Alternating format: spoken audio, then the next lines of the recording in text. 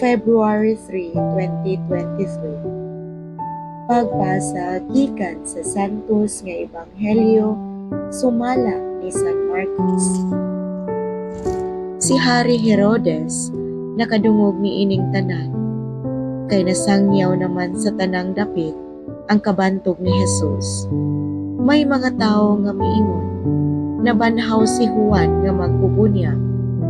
Mao kini ang hinungdan nga nahimo niya ang mga milagro. May miingon usab nga siya mao si Elias. Apan ang uban miingon, propeta siya sama sa mga bantugang propeta sa karaang panahon. Sa pagkadungog ni Herodes sa gibuhat ni Jesus, siya miingon, siya mao si Juan magbubunyag nga akong gipapunggutan apan nabanhaw. Si Herodes mismo mao ang nagpadakop, nagpagapos ug nagpabilanggo kang Juan.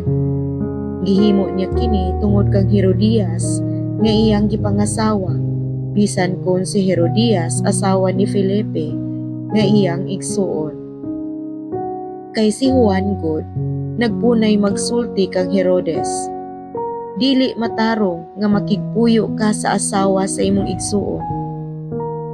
Tungod niini, nagdumot si Herodias kang Juan ug naninguha pagpatay kaniya.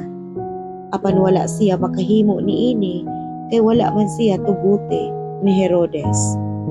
Nahadlok si Herodes kang Juan kay nasayod man siya nga si Juan maayo ug balaan nga tawo. Busa, iya siyang gipanalipdan. Gusto ni Herodes mamati kaniya bisan tuod masamok ang iyang hunahuna inikabati niya sa tanan nga isulti ni Juan. Sa katapusan, nakahigayon ra gayud si Herodias. Nahitabo kadto sa sumad sa adlaw na tawhan ni Herodes. Niadtong higayuna, nagkumbira si Herodes o gidapit niya ang tanang kadagkuan sa kagamhanan. Ingon man ang mga pangulo sa kasundaluhan ug ang mga inilang mulupyo sa Galilea. Ang anak nga babae ni Herodias misulod ug misayaw ug nakapahimuot siya ni Herodes ug sa iyang mga bisita.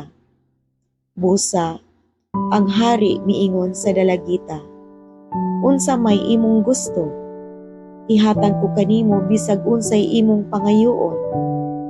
Nakasaad pagani siya uban ang pagpanumpa nga nag-ingon, ihatag ko kanimo ang tanan nga imong pangayuon bisan pag ang katunga sa akong gingharian. Busa, migula ang dalagita ug nangutana sa iyang inahan, unsa may akong pangayuon? Ang ulo ni Juan, mitubag ang inahan. Ang dalagita midali pagbalik ngadto sa hari ug miingon, ihatag kanako karon dayon ang ulo ni Juan diha sa bandihado. Nakapasubo kini pag-ayon sa hari, apan wala siya makabalibad tungod sa iyang gipanumpa atubangan sa tanan niyang mga bisita. Busa, diha-diha nagsugo siya usa ka sundalo nga punggutan sa ulo si Juan. Milakaw ang sundalo ug miadto sa bilangguan o gipunggutan si Juan. Unya, gidala niya ang ulo nga gibutang sa bandihado ug gihatag ngadto sa dalagita. O gihatag usab kini sa dalagita ngadto sa iyang inahan.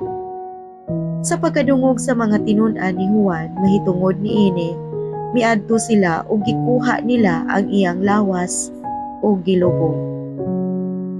Ang Ebanghelyo sa Ginoo, daygon ko ikaw o Kristo.